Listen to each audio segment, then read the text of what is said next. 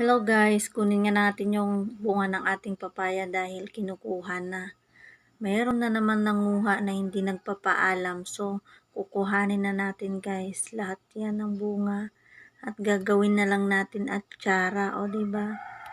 Kaysa naman, iba pa makinabang. Okay lang naman sana kung nagpapaalam pero hindi. So, may bagong kasabihan na pala tayo ngayon guys. Magtanim ka, iba nga ani. O, diba? Kaya kukuhanan na natin to lahat. Hindi naman sa nagdadamot tayo, pero sana naman lang. Pwede ka naman magsalita, pwede ka naman magsabi ng pahingi. Bakit kailangan mo pang nakawin? Paano kung nadatnan ka ng may-ari, nakita ka ng may-ari? Doon, di ba nakakahiya yun?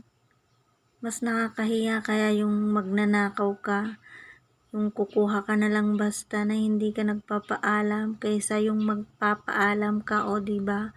O sadya lang talagang walang kahihiyan ng kumuha nito bunga ng aking papaya. Dahil kung may kahihiyan, sana man lang nagpaalam, kumatok, kahit sabihin mong nakasarado ang pinto, pwede ka namang kumatok O diba? At least nakapagpaalam ka kaysa naman kuha ka ng kuha na hindi nagpapaalam. So ayan guys, wala na rin yung bunga nito.